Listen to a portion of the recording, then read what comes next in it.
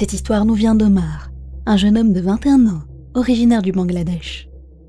Il souhaite partager une expérience horrifique qu'il a lui-même vécue, quand il avait 10 ans, et qu'il habitait à Dhaka, la capitale du Bangladesh. À l'époque, il vivait avec ses parents et ses 2 frères dans un appartement. C'était un 3 pièces, avec 2 chambres, une salle de bain, une cuisine et un balcon. L'appartement était plutôt petit pour une famille comme la leur, mais à cause de soucis financiers, il n'avait pas le choix. Un jour, son oncle du côté de sa mère est venu chez eux leur rendre visite.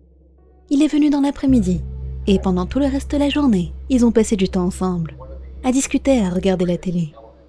À la tombée de la nuit, vers 20h, Omar a commencé à s'endormir.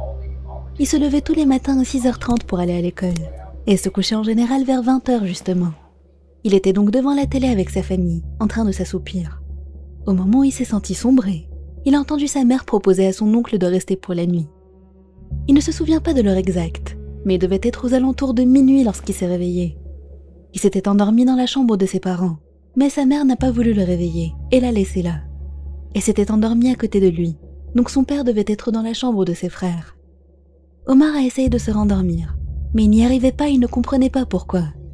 Il a regardé autour de lui, et puisque la porte était ouverte, il pouvait voir le couloir.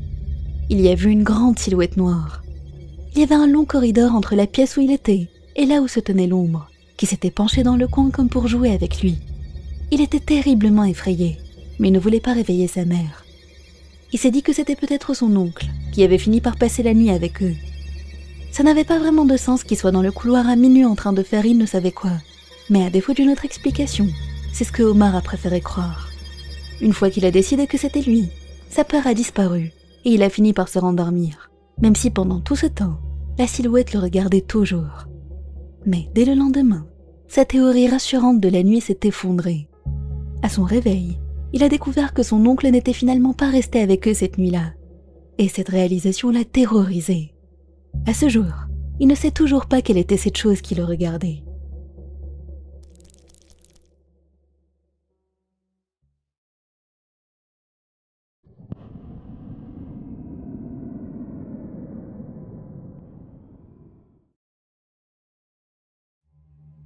Cette histoire est à propos d'un groupe d'amis qui a accidentellement transformé une de leurs soirées ensemble en une aventure de cauchemar qu'ils ne vont jamais oublier.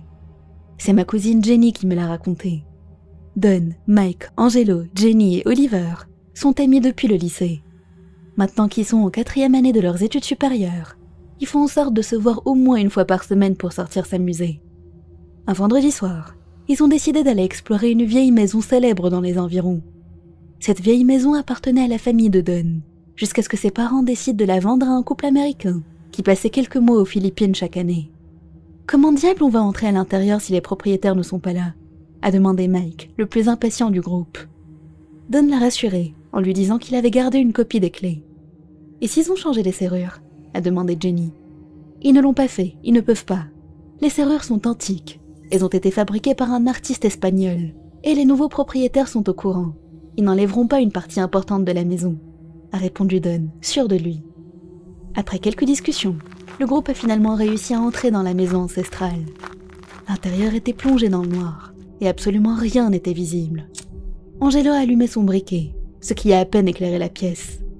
Le salon était décoré avec des meubles antiques, tous recouverts de drap blanc. L'endroit était clairement couvert de poussière. Il était évident que les propriétaires n'étaient pas venus depuis plusieurs mois. Mike taquinait Oliver, lui disant qu'il avait peur de tout, même de son propre reflet dans le miroir. Il faisait un effort considérable pour cacher sa propre nervosité, mais d'une certaine façon, sa voix tremblante avait trahi son hésitation à explorer la demeure.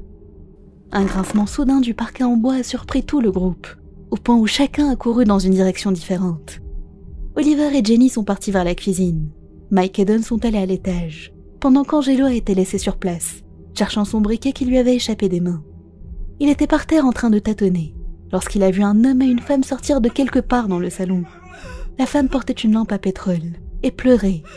L'homme était très en colère, parlant dans une langue qui ressemblait à de l'espagnol.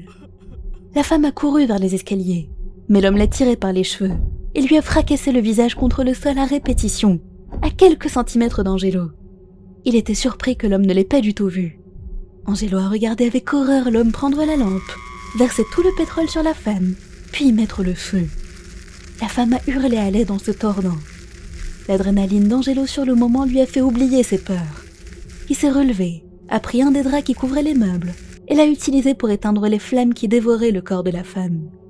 Après un moment, tout est redevenu noir. Angelo essayait de reprendre son souffle, l'odeur de chair brûlée l'étouffant. Il a utilisé son briquet pour éclairer à nouveau et a vu qu'il était complètement seul. Jenny et Oliver, dans la cuisine, n'en menaient pas large non plus. Oliver a murmuré à l'oreille de Jenny d'être prudente, parce qu'il ne savait pas ce qu'il y avait là. Jenny l'a rassuré, lui disant qu'avec la lumière de la pleine lune, ils pouvaient voir dans la cuisine. Puis soudainement, ils ont entendu quelqu'un approcher. C'est peut-être un des garçons, cachons-nous pour leur faire peur. Sous la table, c'est parfait. Les deux se sont rapidement cachés sous la table. Ils ont attendu que les garçons approchent de là où ils étaient. Mais à leur grande surprise, quelqu'un habillé bien différemment de leurs amis est entré dans la cuisine. Cet homme mystérieux tenait une grosse machette. Et soudainement, une femme est apparue de nulle part. Elle courait dans la cuisine, pleurant et suppliant pour sa vie. Jenny et Oliver se sont serrés l'un contre l'autre, terrifiés. Ils ne comprenaient pas ce que la femme disait. Puis c'est arrivé. La femme a hurlé alors que l'homme l'a poignardée à plusieurs reprises. Le sang a giclé partout, sur les murs, le sol, l'évier. Jenny et Oliver ont fermé les yeux et ont fait de leur possible pour retenir leurs cris. Puis soudain, le silence est revenu. Mike et Don commençaient à s'agiter à l'étage du dessus. Mike a dit à Don qu'il ferait mieux d'aller retrouver les autres, parce qu'il faisait bien trop sombre là où ils étaient. Mais Don lui a dit qu'il essayait de trouver son ancienne chambre, pour voir si quelque chose avait changé. Il a pointé la chambre qui se trouvait le plus loin de là où ils étaient. Mike a suivi Don dans la pièce en question. Quand Don a lentement ouvert la porte, Mike et lui ont assisté à la scène la plus horrible qu'ils aient vue de leur vie. La chambre était éclairée par une lampe à l'ancienne. Il y avait un homme aux vêtements couverts de sang. Il poignardait 2 jeunes enfants, un garçon et une fille. La fille criait, appelant à l'aide, hurlant que leur père allait les tuer. Mais elle a rapidement été réduite au silence lorsque l'homme lui a tranché la gorge. Après ça, la porte s'est fermée en claquant. Mike et Don se sont enfuis aussi vite qu'ils le pouvaient. En arrivant en bas, ils ont vu les 3 autres s'enfuir de la maison en courant. Il leur a fallu des heures pour réussir à tous se calmer. Et pendant plusieurs mois, ils n'ont jamais abordé le sujet de ce qu'ils avaient vu. 1 an plus tard, les parents de Don sont revenus de l'étranger, et Don en a profité pour leur demander le passé de la maison. Sa mère lui a alors parlé d'un meurtre sanglant qui s'y était produit dans les années 30. Un Espagnol riche avait tué toute sa famille, après avoir découvert qu'il était en faillite, et avait perdu toute sa fortune. L'homme avait tué sa femme et ses 2 enfants, mais la petite fille avait survécu à ses blessures. C'était l'arrière-grand-mère de Don. Après ça, Don a jeté sa clé de la maison. Il avait appris, à ses dépens, qu'il valait mieux laisser le passé dans le passé.